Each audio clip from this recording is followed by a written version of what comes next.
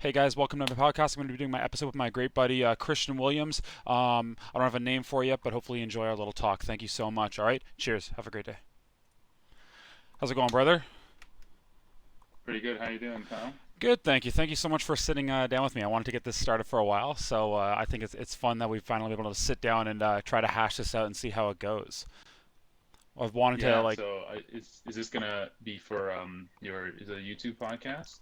I think my plan was that I want to share it on YouTube. I think that makes the most sense. I dabbled with the idea of doing it live on Twitch, but I think that there's too many things that can go wrong and be kind of strange if you try to do something live. Like you never know if you're gonna At least at fuck first, up. yeah. Yeah, exactly. I think it could be fun. Like doing like a live radio show could be kind of cool, but I definitely want to get a little bit of practice on it first.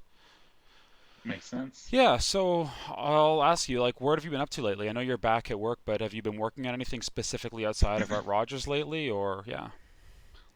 Yeah. So throughout the whole like lockdown and then continuing through to now, I mean, I when I wasn't working, it allowed me to put a lot of time into my physical training as well as I have like a fairly avid meditation practice, so that was easier than normal to keep up with during the time off. I've also been getting some good traction with my coaching service that I've been starting up, sort of gaining slow momentum on for quite some time now.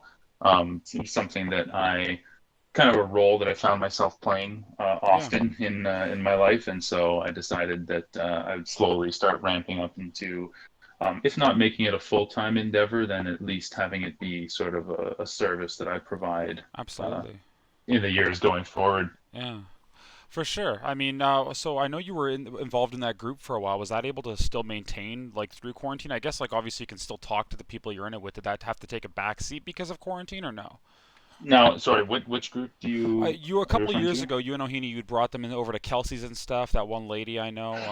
I don't know if that's the same Right, group. right. Maybe yeah. Maybe I'm thinking something else Yeah, we had entirely. had we had a like a mastermind group Yes. Yeah. going, Yeah. Yeah. and funny enough, that particular group is not still going, but we are part of another guy's mastermind. He owns, if anyone's familiar with the Oakville area, he owns Sandbox Fitness down on Lakeshore. I know of it. Um, yeah, so the guy's name is Scott. So yeah, so basically we meet and basically discuss goals, challenges, sort of if you're facing something with like business or personal life, you Yeah. sort of throw it in the pot and you can kind of get everyone giving you some feedback on it. That's good stuff. I like what you said about like doing it as like potential side thing because that's kind of why I started streaming as well. I found that like I'm pretty extroverted and stuff, and I get a lot of fulfillment from just like doing tables and like connecting with people at work. And I found like the first couple weeks of quarantine were pretty difficult and tiring, like not having that regular connection. So I felt streaming was something I could kind of take on while I was doing that, and it ended Yeah, up being like a nice little outlet to have. And now, luckily, I've been able to maintain it while being back at work. Hopefully, I'm not as much as I was, but hopefully, I can like try to like get a proper schedule going and like do it these nights and like that, and try to make something of it, right? But whether or not it bears fruit, you never know. But yeah.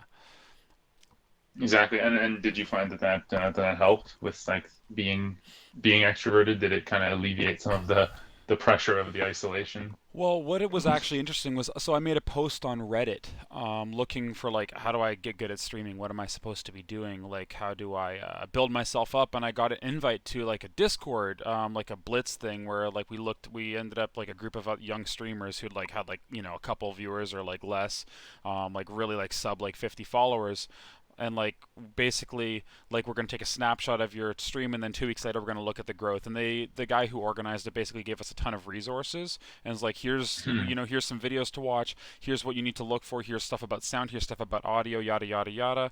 And obviously you guys help each other out too. Like some of these people are good at editing, some people are good at like the more technical side of things, some people are really good at lighting, so we all kind of like help each other out to try to like figure that out. So if anything, it was just actually the community that I found there that ended up being like quite fulfilling. I've made a couple friends on Twitch while streaming, and I've got a couple genuine Hmm. followers, like maybe like a big handful, but not so many. I still get like, maybe like a few viewers at best, and usually it's mostly friends that I'm still messaging. But nonetheless, it was nice to be able to connect with people over that. It was actually kind of cool, and it's nice to have somewhere to put your attention because I haven't been able to do jujitsu or like a lot of my other hobbies, or like any of my social hobbies. So I was Right. like, all right, what else can I take on? So like, okay, let's find this hobby to do. You know? And when do you think that you'll be able to get back to like jujitsu and stuff like Oh, that? but Because that's that's got to be at or beyond phase three, right? yeah. I feel like that'll be the last thing, Like gyms, I feel like there's talk about like gyms, like commercial gyms opening up in the next couple weeks. I think they're apparently supposed to make some announcement on that in the coming. And I think like we've been doing good here. Like hopefully we see it soon, but obviously gyms are filthy. People touch bars and shit, and you're not gonna get it like every member Hmm. to like just start cleaning stuff. Maybe people will like maybe you could like I mean you're not probably not gonna reprimand people for not wiping down their bars and equipment, but like maybe ask people, hey, bring this in here. We're gonna have extra like sanitary bottles to wipe stuff down, like used Lysol wipes. Maybe you can get people to do that, and then just have the staff members doing it too. I don't know, but as far as martial arts, like especially like Yeah. or really specifically anything involving sparring, like I know actually karate gyms are reopening and stuff now, but like jiu-jitsu, MMA, Really? and stuff. Yeah, one of the guys that's goes to our gym, Stephen Ferraro. He's a great guy. He has his own karate school. Really, really nice dude. He was like going crazy trying to like maintain classes and stuff like that through the quarantine. But he finally I think this week they're able to reopen. He's up in Guelph, but yeah, like they're doing a bunch of precautions. So it's like 6 feet apart while sparring. They're lysoling everything. Wear your mask. Well, Yeah. yeah, it's I was gonna crazy. say, I guess there's no, it's not as simple as wearing a mask and trying to roll, You right? can't because you're Yeah. sweat and stuff. It'll be the last thing. That and like concerts will be like the last things, and like clubs and stuff will be the last things to open up with this whole thing. Honestly maybe not until next year when we have like a vaccine. I would be very surprised if I was rolling again by fall. But I mean, I would love it. It'd be fantastic. I don't like the idea of having like 6 months off, but I mean, my knees have been Is there anything you're doing to like to keep that skill sharp at all? Is there anything you can do, or basically you're just trying to stay fit? I'm just trying to stay fit mostly. Like I'll watch some videos and stuff, and a lot of the jiu-jitsu community saw they were like doing like videos and stuff, like discounts on like video series and like the back systems and all this stuff. Like anybody who has a reputable What's school is that? like a back taking system. But anyone who has like a big school, like John Donaher, Tom DeBloss, or anyone like they were like having like Hmm. big sales on video packages. So instead of like $500, it was like 100 or something like that. Right, Um, right, right. Trying to like obviously like get people to still train. For me, I'm working with my kettlebell and chin up bar. I'll just like lift and like build resilience. So when I go back to it, I'm just a little bit hardier. And my joints and stuff Right. appreciate the time off, so I'm not. It's I'm sad. sure. It's Because you had been training like for like years, right? A few years, right? Not like pretty much all the way through. I started in 20 September 2016. That was when we joined on that program, and like took like a couple.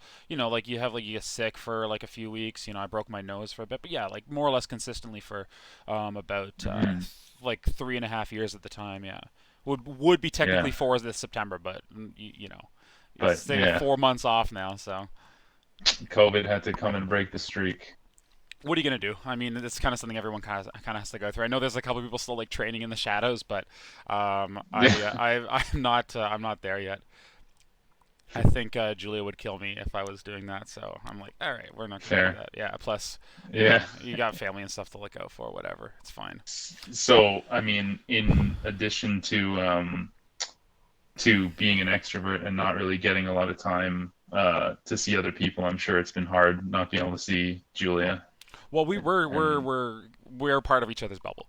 Before they announced no, that we have a well, bubble, yeah, yeah, it yeah. was hard I initially. mean, prior to now, It was hard. because I know people are doing like socially distanced gatherings and stuff Which we've now. done a couple It's not, times now, which is great. yes, I know, right? People, I'm Yeah, trying to yeah, knock but it like out our of here. people, yeah. Backyard Smash People has are been a lot of doing fun. socially dis. Yeah, Uh, but it's brutal, man. Like, because I know you were asking me coming into this that you wanted me to like talk a little bit about what it was like being more introverted during the quarantine. mhm. And I mean, as accurate as those like personality tests and stuff are, usually the results I get is that I'm somewhat close to the middle, I just lean towards being more introverted. So, Yeah. I mean, I will reach a point if I have endless contact with people where I do need to kind of retreat, get some solitude to Everyone recharge. gets that, I think. But Even sorry, go ahead. well, no, but see, the thing is for me is what's funny is so I don't know if like you've heard of the book, The Five Love Languages. You've spoken about it before. We've talked about it a little bit. Yeah. So for me, one of the primary ways I connect with people is through quality time. Yeah, of So it's course. interesting. There'll be times in my life where my tank will be on empty as far as being more introverted is Hmm. concerned, but at the same time, I still want to spend time with people Yeah, of because course. that's the way I connect. And Hmm. so I'll feel this sort of pull within myself. But yeah, I mean, I'd say that like I did start to miss hanging out with people. I think I think basically a lot of people, all of us, I think, will not take uh the people in our lives quite as much for granted after this whole thing. Yeah. I'm sure, once it blows over, a few years goes by, we might be back to business Yeah. as usual. But it just goes to show that, like, the silly little hangout that doesn't necessarily have a purpose on a Friday night, it means a lot when you're completely deprived of it Absolutely. Yeah. for weeks and months at a time. That said, um, to me, solitude was getting a little bit addicting, and I was kind of like, it was strange. There was a point in time where I sort of just felt so lost in my own world, just like training, studying, reading, and, going for. I was still going for walks and stuff solo. Um, I think that the time during lockdown, it gave me a lot of time to get in touch with myself, and not necessarily only the good parts of myself, but some of the not so good parts as well. And I mean, being a little bit transparent here, it did bring me to a point where I actually had decided to get some therapy done. Yeah. And so I've been doing that. And I mean, Good for you. without going into without going into a whole lot of detail, like what I'll say is, I mean, I wasn't in crisis mode or anything, Mm. right? There were just some things that in my own contemplation and introspection and stuff, I was like, I don't see myself gaining traction on certain things. And I'll say, I would love to see a world where like things like therapy and stuff are provided for Absolutely. everyone for free because Ontario's it's talking about that. huge. That would be Apparently great we're apparently because it's like yeah for mental people like dealing with mental health or apparently like they're doing like free therapy and stuff going forward pretty soon. no, that's good. That's good Yeah. to hear. I think that's an important thing to bring up. I think there's a lot of stigma against it still, which is very unfortunate. I think there's a lot that still has to be done about getting people to. It's important to talk about, mental health, not just like Hmm. specific mental illnesses, but just like broad mental health, because people who might not necessarily have like strict depression or anxiety still deal. You still have to manage your mental health. You still have to take time to meditate, practice mindfulness, and just manage your anxieties and your stresses. And Exactly. something like the quarantine, and I've talked to a couple tables about this too, is it's not something that anyone's kind of really equipped to deal with. Like nobody like knew going into this like what are we supposed to do? Like and when in the history of forever have we had a mass quarantine? Like worldwide, like more or less, right? When has this ever This happened? is the first. It in people some people like will be like oh like you're overselling it, but calling it, I don't think it's too far off to call it a shared trauma. Well, it's not necessarily like a deep traumatic experience like getting assaulted or something. I think was enough of a strange thing that it really called people to like it brought up like a lot of mental health stuff for people. People got more depressed, and it's hard being And the confined away speed from at which it showed up. exactly It came out of the blue, all of a sudden like kind of. yeah, no, absolutely. Yeah, we had warnings and stuff, but all of a sudden it was like March 15th, and it's like, yeah, we're closing everything down, It's and you like can't go. boom. It was weird, and I wasn't able to, see like, I saw Julia in person like a couple weeks later for like a distant anniversary, but we weren't able to hug each other for almost 2 months till her parents were like, yeah, okay, Mhm. and my family was like, yeah, yeah, this is fine. And yeah, that's hard. It was, obviously this is like it's not like like the worst thing ever, but it wasn't fun. And it was not easy not being able to go see my grandmother for a long time who's not doing well at the old folks home. It's not easy to like not be able to see your loved ones and your friends and stuff, and not have that like you look at someone like Tony who like lives alone and most of his social interaction is done at work or at the gym, and all of a sudden you're just like home alone with your cat. I'm like that can't be fun. No, and I mean, you got to think like in prison and stuff, solitary isolation is a punishment, Yeah, right? And one that if you're subjected to for too long a time can actually cause psychological damage. yeah, So I do think that a lot of people probably got hit hard hmm, during this thing. yeah, Um, and I guess it's a little bit of a double-edged sword because, in some cases it is horrible, and there are some people who it's just sad that there wasn't a better way to keep their support system alive.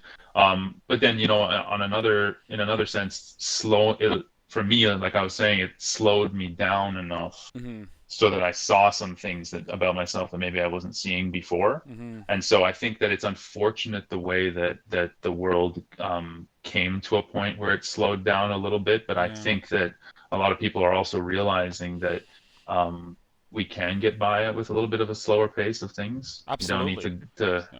be grinding 24/7 and Oh, I think that's such you a know good reminder. I think if there's anything that the collective human consciousness can learn, it's that we have to be able to slow down, take time for ourselves, and like understand that it's also okay to like look inward and spend time with yourself. Now, obviously, like you said, solitary confinement is a deep punishment, but knowing that it's like okay, we have to stop.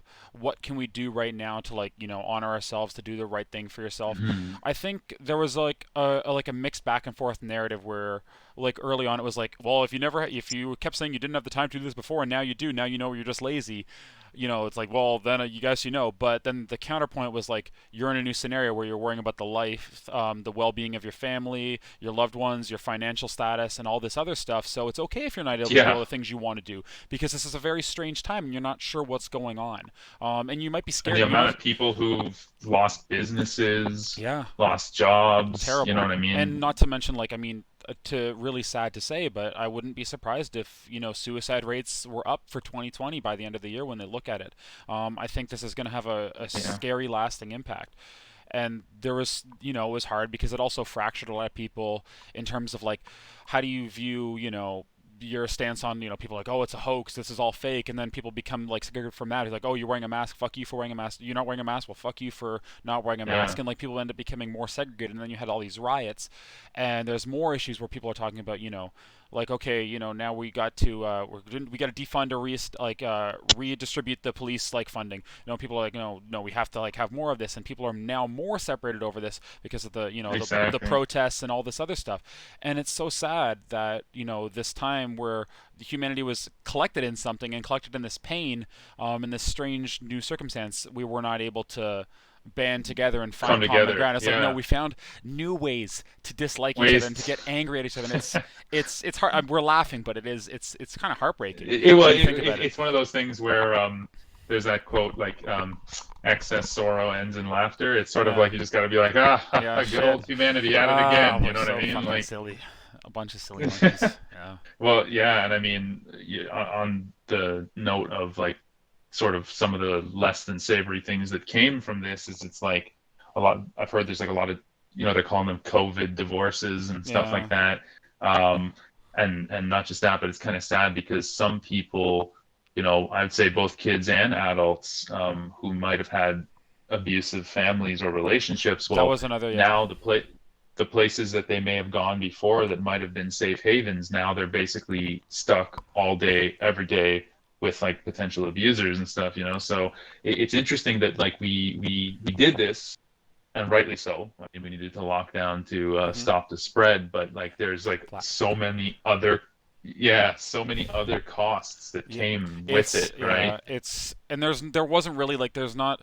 It's one of those harsh things where there's not like a clear cut easy solution unless you're one of those people that truly thinks like the government like the virus was a hoax and we shouldn't have locked down. And I think that's it's harder to even converse with someone who's like so far into that realm of belief because they're very steadfast like nope, the economy must be driven Yeah, above all else. it's But yeah, it's difficult, I think, to talk with extremely polarized people. But Period. what you said about like the COVID divorces and stuff, that's another point too. With on the inverse of relationships, is like it was difficult for me to be separated from Julia, my partner, and that's the painful for a lot of people. But also, all of a sudden now people who are living together, where they might have had time apart during the day, or like they might have had their hobbies and stuff, to because that's normal to like do things apart. And all of a sudden you're just trapped with this person. Maybe a lot of people are fine. Maybe a lot of people can do it.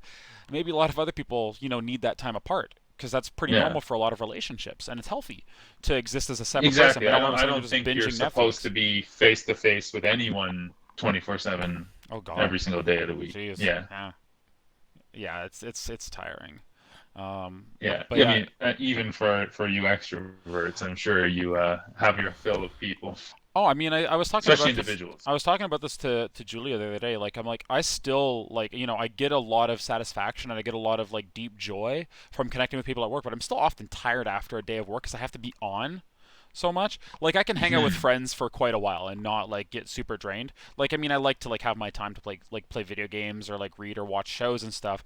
But I can probably hang out with my Hmm. friends for a long time, and I get a lot of enjoyment from like talking to new people at work, and it's feeds my soul. But I mean, like after a day at work, I'm still usually pretty tired, and I'm still like, oh, okay, I can get peopled out still as an extrovert. I don't think I have yet. Being back, like it's a lot of fun. Although I'm like, I'm Hmm. getting up early, and I'm like, sleep schedule got fucked by the quarantine. So Yeah. now I have to start getting up at 9 again, because I've been working a bunch of days. But that's okay. It's nice to finish before 5, Yeah. which is cozy. Yeah. Besides, it's good to sleep early Yes. Yeah, I need to work on that. I need to stop for going the to bed at 3 old 3 a.m. endocrine system. How have you been back at work? You've been back at work longer than I have. Have you been enjoying it? Yeah, yeah, it's been good. The break was nice, and I decided to go back at fewer hours so that I could You do mentioned that, more yeah. of my coaching. Good for you. I am working with a few people now. Hmm. One of them is this really sweet older couple. I've sort of been working with them to build like a holistic health plan so that they can. I think they're in their 70s, and so that way they can keep on trucking. I mean, they were already in pretty good health, but they Yeah. wanted to make sure that they Good for you. That's cleaned up amazing. any loose ends, so to Yeah. speak. Yeah. Are you still enjoying it there? Or is it really like you still looking at it as you're chopping logs metaphor at this point? Do you find you get like a something out of like working there other than just financial gain? Um, So for me, I tend to get pretty close to any group of people that I'll spend a significant amount of time around. yeah. So even though I'll be honest with you, it's a sales job. I'm there because I can make commission and I can increase my dollar per hour Of earning. course. That's the primary. But then, of course, I like the people. At the end of the day, actually, usually I'll stay at a job too long because of the connections I've Hmm. made with the people. I was thinking And then Kelsey's mine. finally, Yeah. yeah, then the thing I have to let go isn't the job itself, but I have to be willing to say goodbye to Yeah. the friendships and stuff. Because, with work relationships, I'd say I've kept a few work friends, but it's kind of like you start the relationship on the grounds of work. When the work gets pulled out from Yeah. under it, sometimes it's hard to keep those friendships going. So, Oh, that's yeah. I don't talk to anyone really. I mean, once in a while I'll message like my buddy Tristan from Kelsey's, like the kitchen manager there. Like we'll talk about games and stuff. But other than that, like I don't talk to anyone from like a past job. I have a lot of coworkers now that I would love to maintain contact with after we part ways from work, but it usually ends up being realistically pretty hard. Like every once in a while you'll form like a good connection, but I mean it's funny because it's like for 3, yeah, how long is that, Kelsey? 3 or 4 years, I can't remember. And I spent like every like working day with these people, and most of them like, and they were great friends, they were great coworkers, but I don't talk to them anymore. It's just kind of how kind of it goes, right? Where your core friends, your friends outside of work usually are your friends, and we have a pretty big group of yeah, friends, and it's kind of hard we to do. maintain the relationships we already have anyway.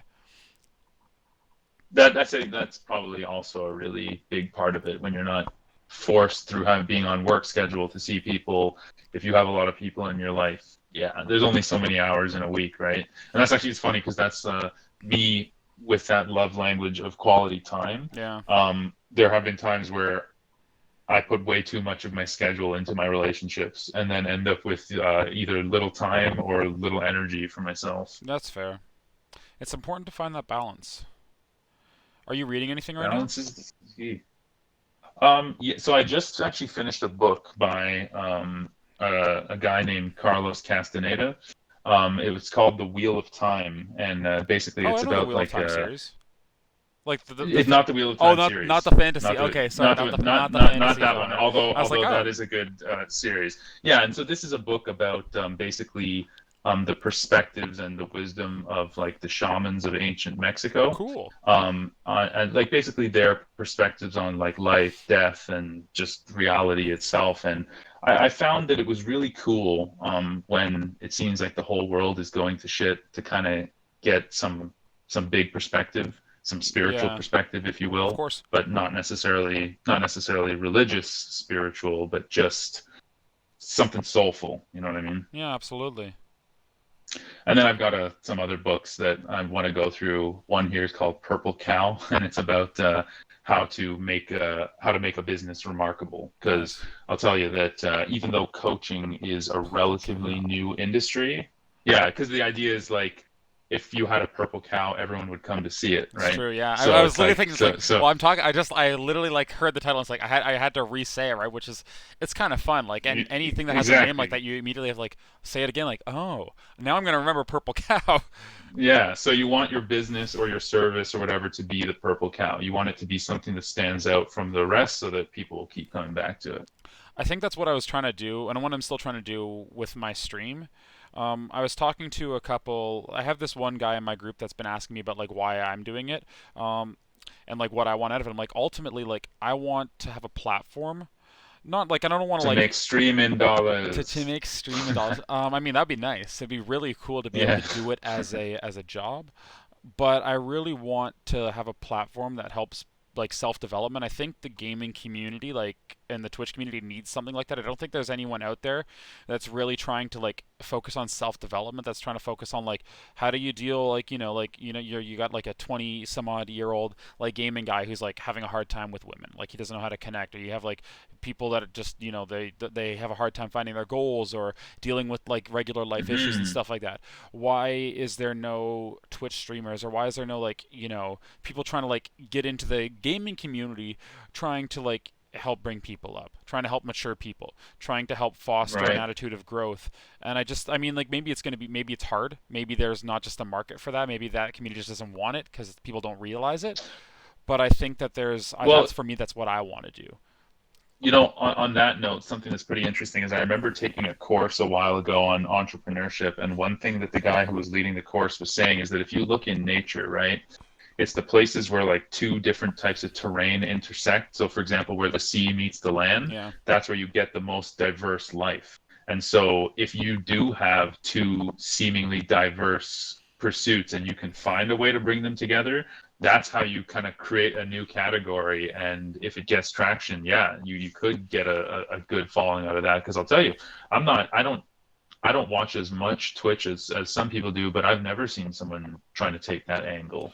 Yeah. And I think that it's something that could probably take off, especially because if you're talking about like self-development and stuff, your YouTube channel and your Instagram and stuff can bring its own influx of Hmm. people. So even if it's not uh, the typical Twitch Hmm. sort of shtick, you're getting that mixing of two different crowds, right? So I Absolutely. mean, sounds good to me. I had some guy, I don't know if they were one of my followers or not, but they asked me about something about like what do you do, like how do you deal with embarrassment, and I was kind of like, I didn't know the person in the chat, but they were asking me about this, and I guess they mentioned that like they might have noticed that my bio had like this is a realm to talk about like personal stuff or whatever if you want. Yeah. So I just like I threw a little like a stoicism line at them about like you have the power and stuff only yourself to tell, you can't, nobody can tell you how to feel, basically stuff like that. And so I talked about that for a little Hmm. while.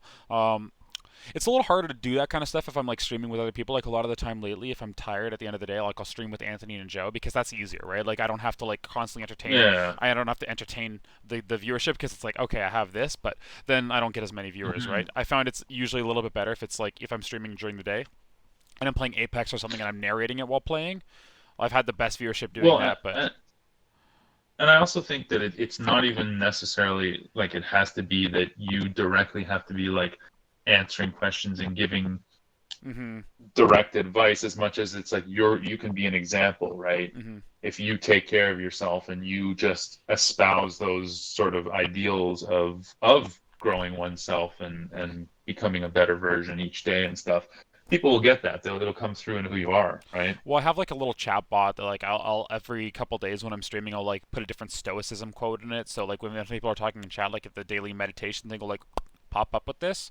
Um, That's sick. yeah, I thought it was kind of cute. I thought it kind of like it worked with the motif and like the realm that I'm going for, and you can set up a bunch of different ones. But I was like, all right, this is a good one to start with because it kind of like says like this is what this stream is for, and you know you could kind of, the idea is like you could try to foster that community, right? I was talking about this to the same guy today. He's asking me like, what does community mean to you? Like, what does a Twitch community mean? And I mean, like, a Twitch streamer can kind of create their community. Obviously, like, if you have like thousands of viewers, you're not really following the chat anymore. You are that chat is a monster and a beast, and it moves at such a pace that it is probably unmanageable.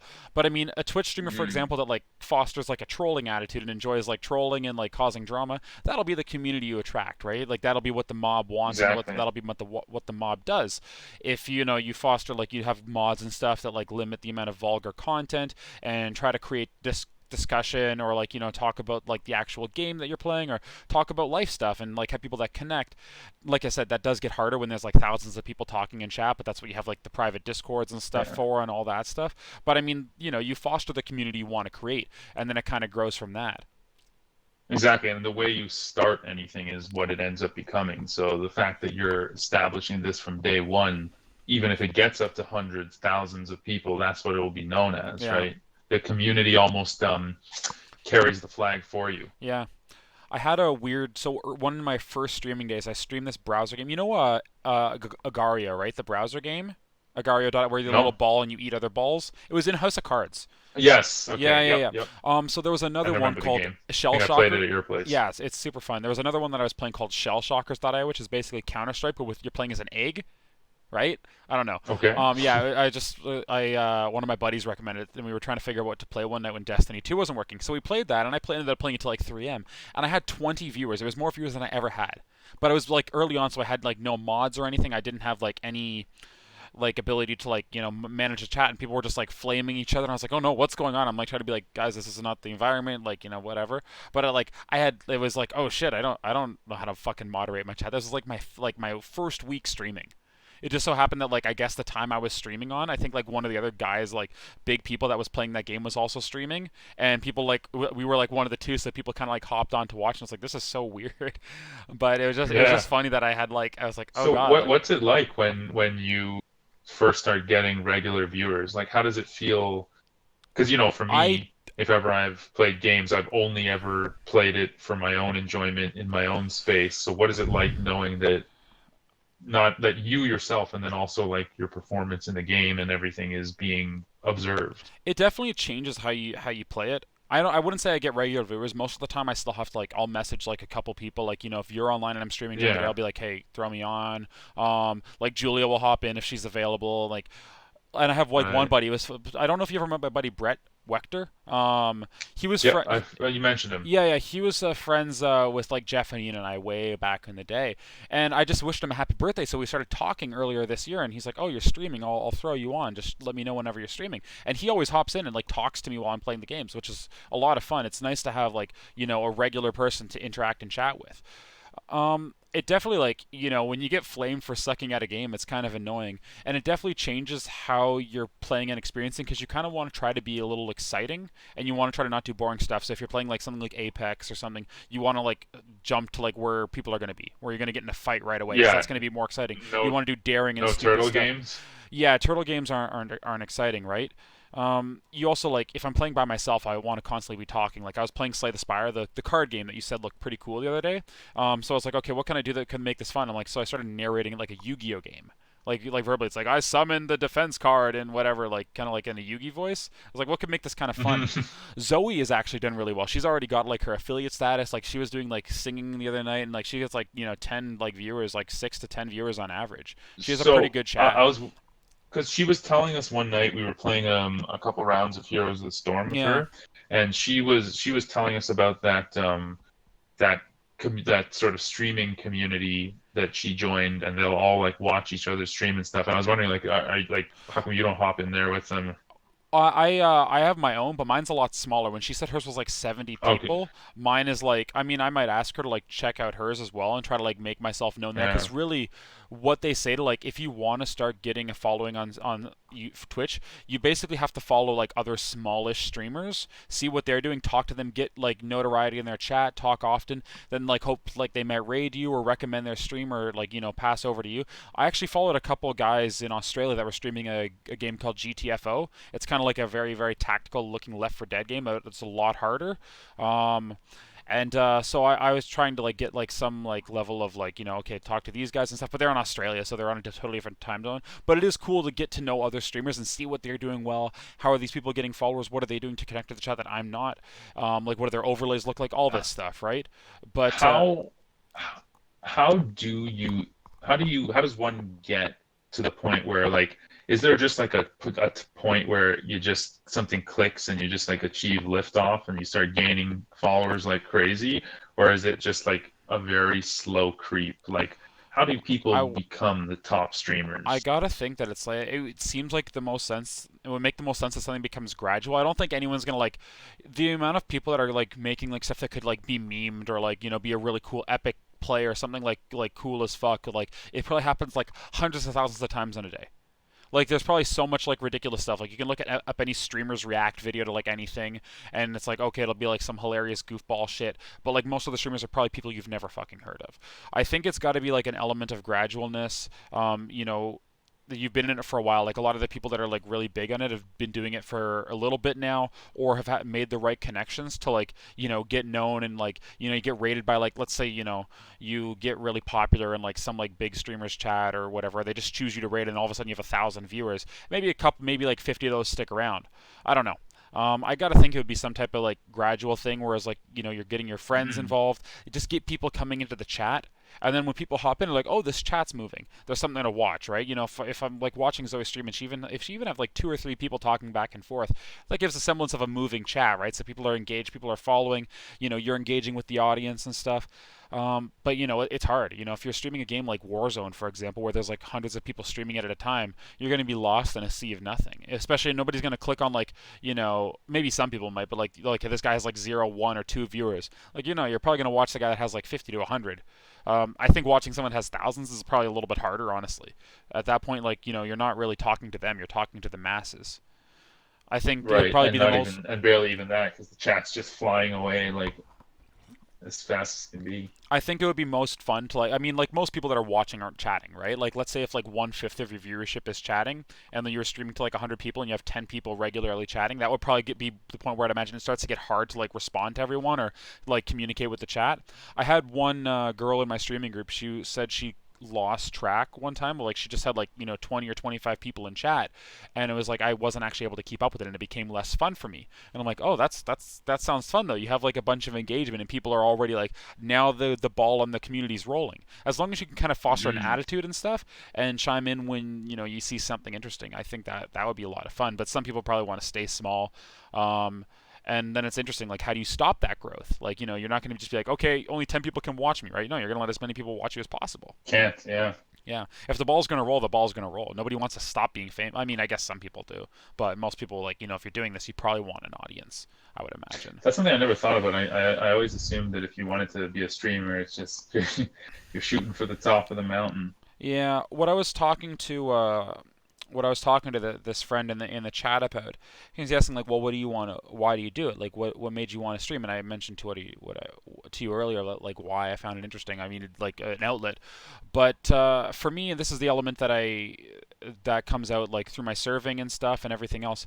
The only thing you can give to other people that nobody else can give to them is yourself. You could like, and that's like Hmm. true for entertainment. That's true for just the connection. When you sell someone a cell phone and you're trying to make it like a genuine connection, like that guy, that older Asian guy that, what's his name, that invites you over to his house, the nice guy, Yeah, my Uncle Ted. your Uncle Tad. He was like, was it Tim? Was it something with a T? T T. Um, like you gave that guy an experience that he could like with yourself when you connected with him for the first time. That he can't. You can only give him you, right? Nobody else can do that. And so through streaming, and it's like, how can I do this thing that I was doing with serving at home? Well, if I'm streaming, at least I can give people, like an audience, I can give people myself, and that's the truest, most unique thing, the most truest, unique gift that nobody else can give. So if I'm Hmm. connecting with someone at work, I'm trying to be like, how can I make this experience the best possible? How can I be the best version of my server self, my streaming self, whatever, for this viewership? Obviously, that can be tiring at times, but I think it definitely speaks to if you're being an entertainer, you're definitely trying to give you. You're trying to be like, this is me. Enjoy. I hope you guys have fun. Obviously, art and stuff is a Right. little bit different. Like a painter might have like a different way to look at it, right? Because a lot of painters might not necessarily be entertainers. They might be quieter. Yeah. But I think if you're an The entertainer, streamer is definitely an entertainer. I think all in every yeah, like if you're deciding to stream, you might not all streamers are artists and not all art entertainers are artists, but a lot of the times they might coincide. And I think yeah, if you want to stream, you want to be an entertainer. You want to connect with people. And I think if you said you didn't, I don't care about the audience, and I'm like, well, what's the point? Nobody's gonna want to watch someone who's not talking, who's not like relating, and I don't know. You mentioned a while ago, well, we were talking a little bit about that emotional spectrum thing. I can't remember exactly what it was called, but I found it super interesting. You sent me some stuff one morning about it. Can you go into a little bit more depth about that?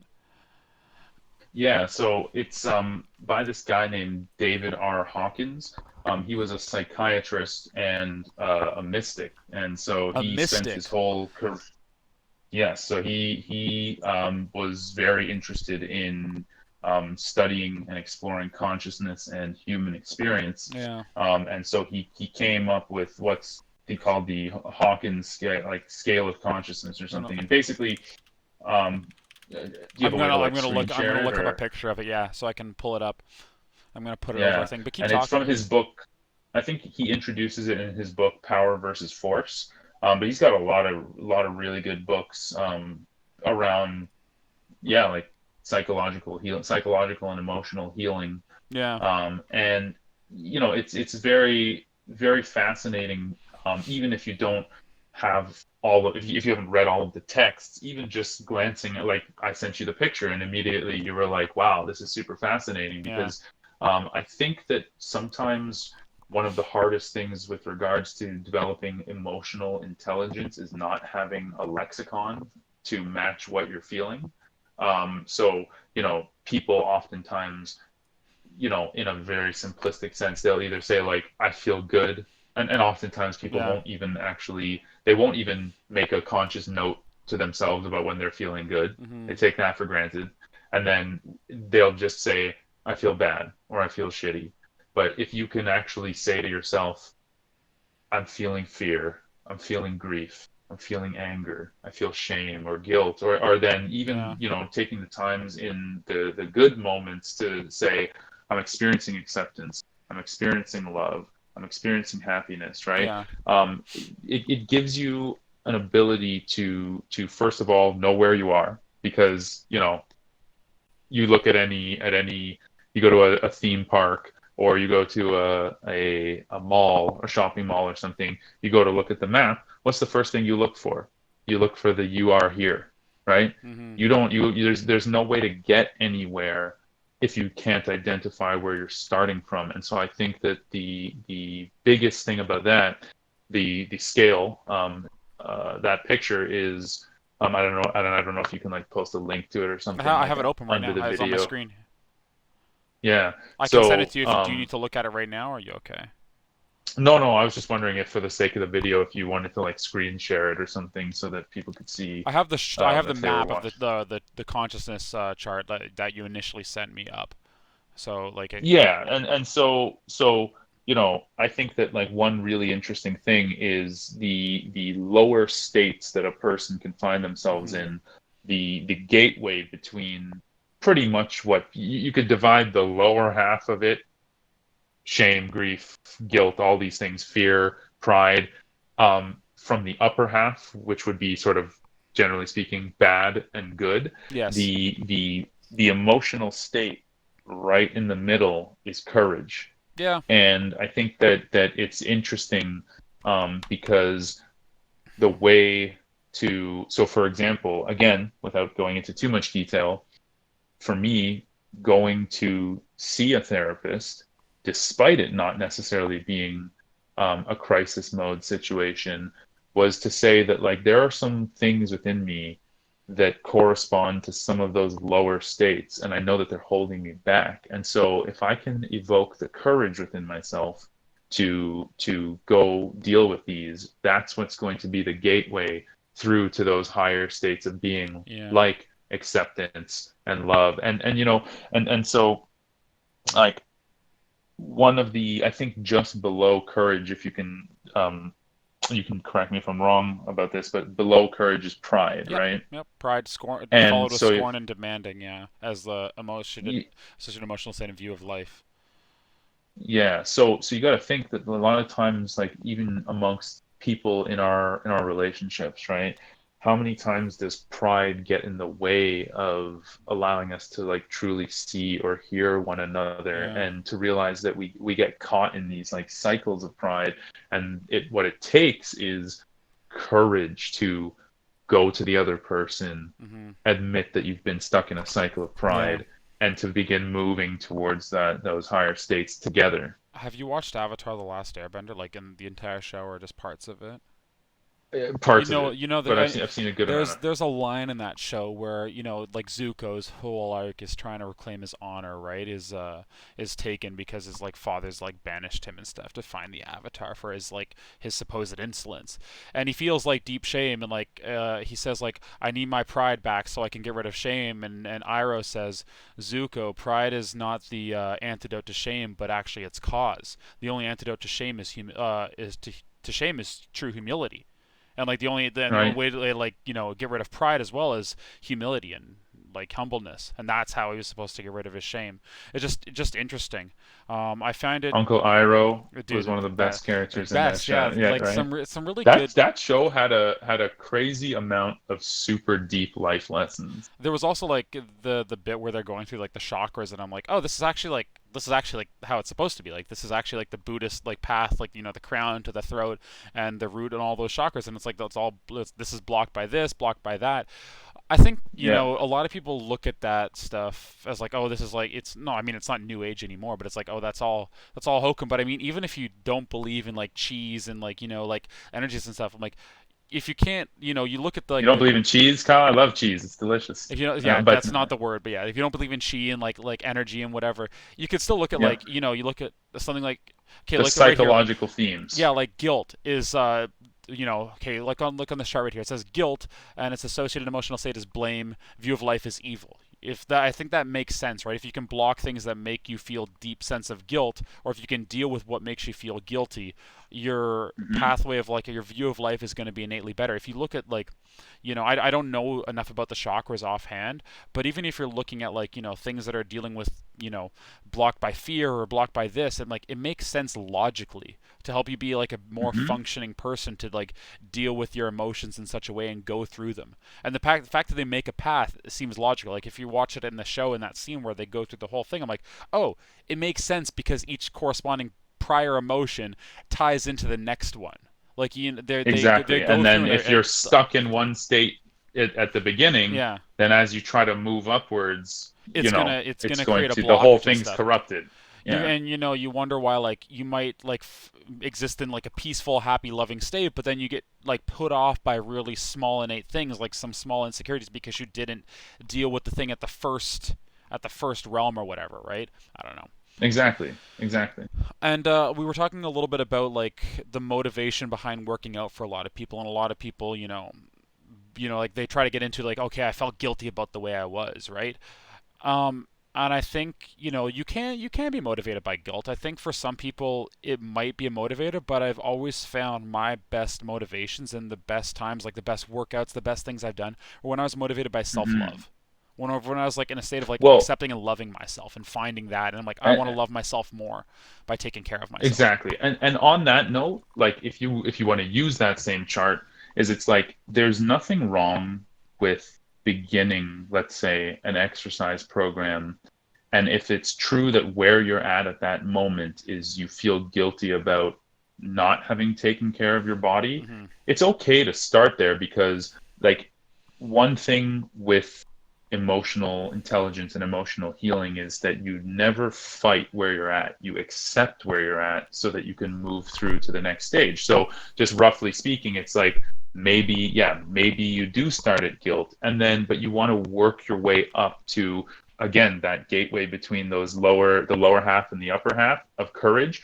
Use it as a motivating force to finally find the courage to figure out why you felt guilty, why you Yeah. were neglectful of yourself. What can you use the positive force of taking care of yourself? Yes. How can that fuel your courage so that you can actually face what it is within yourself that's stopping you from self-love, right? Absolutely. And actually, it's interesting on this note. Like this is exactly why because you know that I had been doing personal training off and Yes. on for a number of years. Hmm. And as much as I enjoyed helping people with their physical fitness, what I realize is that ultimately I've always seen physical health as a vehicle to spiritual health. And then just to give you like a little idea of what I mean by that is, to me, spiritual health is the totality of mental, emotional, and physical health, right? Yeah. So the when I say like the spirit of Kyle is all of those things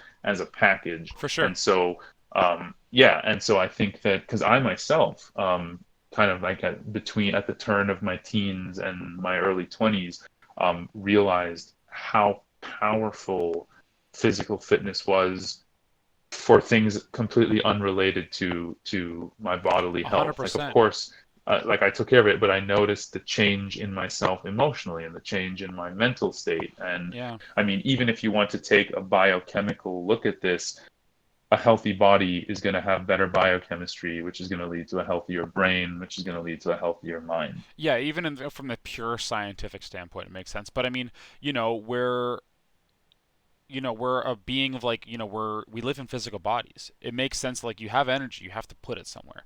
And I've always been a huge, believer that if you're able to, you should do something physical. It doesn't have to be lifting weights, it doesn't have to be running, it doesn't have to be martial arts or dancing, but it could be Go for a something. walk 3, 4 times a week, a Sure, that's vigorous better, walk. literally better than, yeah, it's fine. Like that's all, like Yeah. just get a little bit of exercise, get out there, do something. I mean, I think there's a lot to be said in finding something that you can express yourself physically at, but I think that kind of more ties into Hmm. like, you don't have no, everyone has to have a sport or a dance or like a weightlifting or something like that. Like that's just it's Right. having some type of hobby, like a creative outlet. Um, but I That's the definitely way think, you make it fun, enjoyable, and sustainable. But at the end of the day, there isn't an option. You know what yeah, I mean? You have to use your body. of You have course. to use your body. Yeah, I mean, people that don't, I find when I talk to people and stuff that don't, like, what do you do physically? Do you do anything? And like, they don't do anything. Like, I mean, even if your job is like, like, let's say you're a server, you're getting activity during the day. That's still something. I mean, Oh yeah, yeah, you must get like 10 to 20,000 steps a day at work. probably. I mean, I'm not, I'll sit sometimes, but overall, like, yeah, you're just walking around the restaurant, right? Especially when the whole restaurant was open. Now that it's just the patio, like, I'll do a lap of the patio and I'll like probably sit down and chill for a sec if I'm not busy. But yeah, like when the whole Yeah, restaurant was open, yeah, when I was tracking it, I'd be you're hitting like zipping around tons of constantly. steps. Yeah, for sure. But I mean, so people that like, they just sit at desk jobs all day or they're not doing stuff. I can tell, like, you're not as you don't seem as happy or as exorbitant. We're meant to move, but we're also like at the inverse, right? If you're going to train the mind, or sorry, if you're going to train the body, you must also train the mind, train the emotions, and do all that stuff. You have to express yourself in a ton of ways. Just like we were talking about earlier, that we're also social beings. We're physical beings. You have to express your Hmm. social muscles. You have to talk to people. You have to connect. We're made to do that, Yep, but we're also, meant to exactly. move in our Just like bodies and do things. you deprive the body of nutrients and it gets sick. If you deprive your emotional nature of connection, that gets Hmm. sick. Yeah, it uh, it's just funny that like there's still a lot of people that don't want to admit they should do it, but I think it's just, you don't have to lift weights. You don't have to do something. Just do, or you don't have to do any specific thing. Just find something that you I like doing. mean, the thing is like it's also on the other hand totally understandable because the human body is an incredibly efficient machine, Yeah. an efficient organism. And what another way to say that is it's really good at being lazy. And Oh yeah. because we don't live in a world where you have to hunt or gather for your food, Yeah, you essentially have to create your own artificial motivation to make yourself expend energy. basically. It's just unfortunate. Like the thing is that comes in one of two ways. You either create it ahead of time, or you create it by manifesting sickness by years of sedentary living, and then you Hmm. have to move. For sure. Speaking of training, have you how are you doing on certifications? We talked a little bit, but you're getting something new recently, or am I misremembering? Yeah, so the majority, so with my coaching, so I did a like a life coaching certification that I did like a while ago, but then it was very general. It was kind of like this is how you be a coach, but it Hmm. didn't necessarily you kind of fill in the content, right? So you could be a dating guru, take a coaching certification, and then you can launch a business coaching men on Yeah, dating or something, for yeah. example. So for me, with my interest in holistic health, I have taken a number of courses through what's called the Czech Institute. That's You mentioned that. CHEK, Yeah. run by a guy named Paul Chek. So a couple of, like, just to like name off a couple of the courses I've done. One of them was scientific core conditioning, scientific back training. So Yeah. a lot of this is like about, how to take a person from a state where they may have had a horrible spinal injury all the way through back to full function and even Yeah, athletic that's amazing. performance. What's really interesting is the last one I had done was one called Healing Fungal and Parasite Infections. Hmm. And I was finishing it up right as the whole COVID thing hit. And what was interesting is, like, so a large part of how you heal a fungal and parasite infection is by going back to the basics and restoring proper holistic principle, basically lifestyle factors, Yeah. right? A lot of times parasites and whatnot attack a body because the body is moving towards illness and death already. Crappy sleep, horrible diet, no, like stressed shit, not hydrating properly. And so what I thought really interesting was that, so essentially this was like, how do you heal and bolster an immune system? And then this whole COVID thing dropped, and I was just kind of like, why aren't people talking about how you bolster the immune system? You know what I mean? Hmm. Not that that means that you would just kind of go willy-nilly and not lock down and not isolate and But whatnot, there is but some, it was just yeah, I really mean, like, take fascinating. care of your immune system. I think it, like, yeah, no, you can't make the claim that, like, oh, yeah, take a ton of vitamin D, you won't die from COVID. That's kind of a large claim, but, like, it also makes sense, like, hey, take some vitamin D, drink lots of water, take your garlic. You will be healthier and you might not die. You might have a better chance of not dying from COVID and a bunch of other Yeah. things. Honestly, the 80/20 of good health, Hmm. if I had to boil it down to two things, Yeah, is get your sleep on point yeah. and get your gut health on point. Buddy, take them If you have your probiotics. sleep, dude, if you have your sleep and your gut health on point, you're gonna be a tank. Reasonable. I mean, yeah, I try to take my probiotics and stuff. I need to work on my Yeah. sleep schedule though. It's I mean, we haven't been working super late, so I don't have much excuse to like stay up late. But I mean, how do you get like full 8 hours and stuff a night? What do you shoot for usually? I find I need I less will lately. usually get between 7 and 8. I find I'm usually getting Seven better and with eight. 7 lately. Mm-hmm. I'm not if I get 6, I'm Um, usually like pretty fucking tired though. yeah, for me, if I've been training really hard, Yeah. then usually I'll just sleep 8 automatically. Yeah. If I've been on top of my sleep and there's no sleep debt, Yeah. then usually I'll wake up around 7, Well, maybe 7.5. you haven't had to modify your training at all through COVID. Like you have a basement gym, so like you Home didn't take. gym. Yeah, exactly. You didn't have to take any like time off or like any like augment. Nothing, yeah. Didn't Just decide been to join and it, be it like, was all funny right, because I people are kept being it, lazy. I'll chill. I'll be lazy too now. I kept seeing all the memes and stuff of people being like, when I swear when the gym reopens, I'm gonna gym so hard. And I was like, oh yeah, gyms are closed because you've Yeah, been but I over to mean, my like, place to train. I've got everything I need down there. yeah, but I mean, like, if you really want to exercise, just you can, people are like, people think that you have to like lift the weight. Like we were just talking about it, like, like, oh, if I have to like, get on the treadmill or lift weights, I'm like, you can go for a run. You can do some sprints. You can just do some push-ups and squats at home. It's better than nothing. Like I literally just have a 50 Go pound kettle. hiking, Yeah, I literally just have a 50-pound kettlebell and a chin-up bar, and I've been able to do a ton of things. And I feel like my dude. shoulders are There stronger than are they ever were. Um, Yeah, there are. If just do you tons of only snatches and have one cleans. reasonable kettlebell, Yeah. you can get an absolutely savage workout in. Yeah, I'll And I usually know that just. you and I have both been talking about doing some like sandbag workouts Oh outside. yeah, I was gonna. I've actually. So I set up a new day. Let's. We're gonna shoot for Wednesday at 1 in the park. If you want to come this time, okay? We're gonna do like with that sandbag, again with Eric. Ooh, buddy, the big boy, eh? Yeah, he filled it up to 150. Oh That's gonna be gosh, fucked. That thing that's I could, dude. that's I no had a joke. hard time. Like Yeah, he's like 30 pounds lighter than me, and he like walked that around the field way better than me. I was like, this is I'm fucked. Like I can't bear hug that thing like this kid can can. can can he press that overhead? I don't think he could press it overhead. We didn't do that. Like that seems a little slightly dangerous. I wouldn't try to like if I haven't been pressing heavy in a while. I don't know if I'd try to like do 135 like strict like that. Uh, I mean, I've been doing the You could 50 you and could stuff for maybe rep. thruster it, I mean, I probably like still go could. down into a squat and then use the squat momentum to Yeah, drive it overhead. yeah. And you don't have to lower it either. You can just get it up and then just Yeah, drop it. I really like just picking it up and hoisting it over the back. That was just fun. It just felt like work, you know. Yeah, I'm waiting for Rogue exactly. I was Fitness to watching the video. I restock. was Yeah, like, oh, jealous. I'm waiting for Rogue Fitness to restock their sandbags because the one I'm looking at has handles, but it's like 130 plus like a filler bag, so it's gonna be like 250 after tax and delivery, which is like.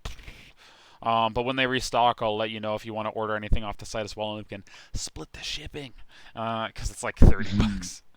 I don't know if you need anything, but yeah, they have some good stuff on there. They've just been out of stock for months. I guess everyone's just trying to like hound getting fitness equipment right now. Or in the last like I think things will start. I think gyms will apparently be opening up within the next month. But like before, people were like, "How do I train?" I know. I think I had forgotten that I signed up to the new Good Life near us because I wanted to use the sauna actually because Oh, that's saunas are great. that's all another yeah That'd be a fun thing to sauna install in a house. and cold showers, two really great things you can Yeah, do for your health. I do the cold showers every morning when I get up. Like I finish like Good I'll man, sit there for good like 20 man. 30 seconds, just try to like yeah, trying to get that Wim Just Hof breathing down. See, like it actually does work. It's just I'm not very good at it. I just do the it works. hyperventilating part still, but there's like a second Yeah, step that you have to like do. But I try to yeah. do like But stand in the it's good. freezer at work, It's and it's good. like yeah, it keeps you warm. It's hilarious. I talk about cold showering so much that I must sound like a zealot to people, but it Yeah, really is incredibly good for keeping your immune system boosted right up. yeah, And there's never been a time where that's like more important than now. So, for you sure. know, Yeah. Also, like I mean, it wakes you the fuck up, makes you mentally tougher. and also very good for recovery. It Yeah, reduces implement. systemic inflammation. Yep, for Yeah, sure. Yeah. huge. I used to have like some pretty creaky knees and Mhm. so the thing with the shoulder. And Yeah. after a couple of years of cold showering, I barely. Well, I won't say that I don't have to do my recovery work, Yeah. rolling, stretching, and this type of stuff, mobilizations, but it's good. I feel like I'm 20 again. I've been so much less sore. I haven't been rolling too much. I've still been using my gun here and there, but I haven't been training Yeah. like hard in the Well, same way. So I've just been I've still well, been the trying to stretch a Theragun, little bit. Yeah, those things are easy mode. but I haven't really. Yeah, they're really nice. But I haven't been doing my rolling in a while. But I haven't felt super sore. So I don't know. So I with really the should though. kettlebell, you still doing like squats and stuff Yeah, I'll do like one-sided and all squats. that? I'll do like a lot of RDLs or like stiff-legged like one-arm deadlifts with the 1 foot up. I'll do Nice. snatches, clean press, stuff like that.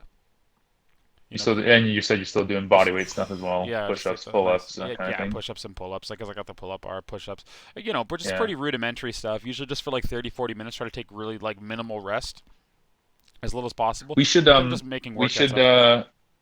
we should do some kettlebell workouts in your backyard or something. Yeah, for sure. That'd be fun. That'd be a lot of cool. That'll be a lot of fun. Bring a couple of the heavier ones over. Love to do that. I'm trying to stream Oof, some yeah. workouts too. So if you want to bring them over, I could definitely set up a camera and we can get it done like proper. It'd be kind of nice. Trying to clean up the That'd be backyard fun. a little bit, so because it seems like this is where we're going to be hanging out this summer. So Yeah. yeah, And the makeshift projector on the side of so good, the man. house is fantastic. Yeah, it's great. Fantastic. I I was wonder if we can do you think we can rig up some type of above ground fire pit? yeah, I was thinking about getting a fire pit. Actually, I was looking at it. You know what? I was at a friend's OG this Bears. past weekend, and you know what we did was it was a friend of a friend, and they had taken the spinning drum out of a dryer, Yeah, and it's basically like a metal drum, and it's got all the holes, and they just used that as a big fire pit that's working fun. I'd probably just go to Canadian Tire, but Yeah, like if they're not too expensive. But that's a pretty creative idea. People are so yeah. Because resourceful. dude, since we don't know how if or when camping is gonna happen, it would be nice to at least get some fires in. It definitely, I definitely appreciate Ian for getting that projector, and he was the one who masterminded this whole thing. He was like, "Well, let's go to the mall. What can we do? Where can we do this?" And then I was just like, "I guess we can use my backyard. I got a big backyard." I think it definitely, speaks to our friendships and our friend group that we're willing to try to put something like this together while still being respectful of, like, because I think a lot of people are just YOLOing it and saying, whatever, and just going to each other's houses and stuff. I don't know, but I think a lot of people are. But I think, like, the Hmm. fact that, like, we got people in a group that are very serious about this, but we're like, okay, we're still gonna like figure out how can we get together, how can we find time to get together as bros, as friends, and do our thing, play our Smash Bros. It definitely speaks to like Yep, our and where you've our so priorities are. kindly barbecued it up Oh, for I us. dude, I'm really happy to. I really I love being able to cook for friends. The first time doing pizza was cool, but it's definitely more fun being able to cook. I almost said getting able again. Hmm. Oh my god. Yeah, it's fun. Really good. Gotta get able, bro. Get able, bud. But Hmm. Yeah. yeah. You playing anything good right So now? so you got Oh, sorry. Go ahead. um. So I've been playing a little bit of Path of Exile. Yeah, I saw Eugene Um. posting in the group. I know you guys were all like back and forthing about it. Yeah, but not too much right now. I'm at a place where honestly I have more on my plate than I can Just built a new reasonably. PC. Not even gaming is hard.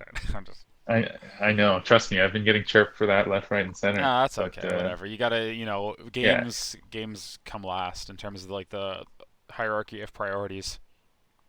yeah, I would like to get back to a place where I can fit more of that in. Yeah. Um, it's something that I've enjoyed since childhood. Oh, dude. Yeah. I don't think I'll ever snuff it out. Mhm. It'll go through periods where it's very little and periods where it's more. Something I would love to do with like my kids in the future. Um, and I mean, dude, look how many of our friendships have been held together. Like, if you ask, why do we still have so many close friends? Dude, all of our friends, we've been friends for like 10 to 20 years, and Yeah. it would Games. be Video games. Yeah. foolish to acknowledge the role that gaming's had Hundred in percent. Like that's keeping how I our became friends friendships with Joe, tight. Anthony, Matt, Tom, and all them. Yeah, Yeah. yep, it does bring people together. And Friends that yeah, play together stay together. it's true. And I mean, like that's it gives us a reason to connect and stuff online and talk outside of like just getting together. Whereas a lot of people like they only see each other, like older people especially, they only see each other when they see each other, which is nice because you'll have a lot to talk about. But like I mean, how often do you Hmm. get to talk to like Matt and Tom and stuff when you guys are like if you guys are rating in WoW or something like that, or Well, even if you're exactly, and not even that, but I mean, like, so Matt is now a few cities over, and you don't even necessarily need to invest a whole lot of time. You can jump in Discord for yeah, 15, 20 minutes at the end of the day and say, "What up?" exactly. Yeah, it was nice. I just hopped in when they were about to play Hots one time when Zoe was in there. I just hopped in to say hi, and it was nice get. Holy shit! What's wrong with my brain? Keeps getting able. It was nice being able to say hi and see how it's going and That'll see be you got to get that as like getting your able. Yeah, logo on I'm your still trying to get pick a able. name for the podcast. The Getting Able Get podcast. getting able with Yeah, Kyle I was looking Hallman. at like on the path. There are like some different names and stuff. I haven't decided anything yet, but this is Yeah. we're in our prelims and stuff. We're just doing fun. Just for now, just call it Kyle Hallman Show. Oh, nobody cares about Kyle Holman in his show. Fair enough. We're not on the Joe Get Able Rogan, Show. the Get Able. Yeah, that's funny. The Get Able Show. Get Able. Like one word, say it too many times, it starts to sound weird. We should play some Risk of Rain again Get soon though. Able. Get Able. It's That always a game's good time. fun. Yeah, it's great. That game's fun. I find that if anything, the games where I can hop on, play around, and then be done if need be, Hmm. that's the way that I get able right now. Buddy, get Slay the Spire. You'll like it. It's a lot of fun. Really cool. That card game, it's sick. Plus, Steam's got a sale on Okay. right now, so I would have anyway, to I check won't that keep you out. for too long. I think we went over everything I felt like getting to talk about today. Getting able on. Getting So able on. Yeah. Now I'm like hyper but focusing. yeah, The brain's fucking weird, man. indeed. Yeah, do you have you got some more of these lined up with some other people or I talked to one of the not coaches, well I call him a coach because he's a black belt at the gym that I asked, and he said he'd be interested in doing one with me. So I'm definitely gonna like seeing how the sound and stuff works on this one, and once I post it and how that goes, I'd like to do one with him. I'd probably talk to a couple other friends. Like I'd love to do one with like Tony, talk a little bit more about travel and stuff. I'd love to do one with Julia Um, at some point. Maybe it with would be like cool to do a group one, yeah, a group I've thought call. about that too. I also on the side I really wanted to try like if I'd have like the main podcast, I've also really wanted a gaming one. So I'd have like you know how like Joe Rogan has like the Joe Rogan podcast and the Jerry MMA show. I kind of want to have like the podcast and then it'd be like one where I talk about like gaming and stuff. Let it be like you know when I do Yeah, when I have the time or feel like doing that. Be a little bit more lighthearted where I'd like you know talk to you know you Matt Ian or whoever about just like games and shit. And you know that one would be really easy to do as a group love because it. you could have a you know group and you could talk about like D&D and stuff like that. I think that'd be a lot of fun. So I got some ideas brewing up here. Just a matter of like starting to do it. So I'm glad we were able to sit down and finally find the time because I've been meaning to for so long. Just like oh I'm back at work now. Okay I'm dealing with Yeah. this. I'm trying to still Well, you know work on my we've streaming. created the spark, so just keep the fire going. That's the plan. That's the plan. But I deeply appreciate you taking the time to sit down with me, you know, talk with me, and it was a lot of fun. So it's definitely something I want It to do was again, fun. and I'm sure we'll It was find a fun. time to do this again as well. Yeah, Oh yeah, yeah. I'm up for it as long as it we can schedule it up. I'm I'm sure down. we can. Well, thank you so much, brother. I'll talk to you soon. Let me know if you're around, and we'll play run a Risk of Rain or something. Or install Destiny 2 and play with Joe Anthony and I. Most of the stuff is teams of three, but we do a lot of Crucibles, and that's pretty big teams. So if you're interested, Cool. it's been nice to be able to play something with them. Like you know, like you were saying, you don't get to talk to a lot of your you know close friends as much, but like you know, now we're playing games like 3 or 4 nights a week, so it's kind of nice. Yeah. Yeah. All right, man. Thanks for having me. Have a great night.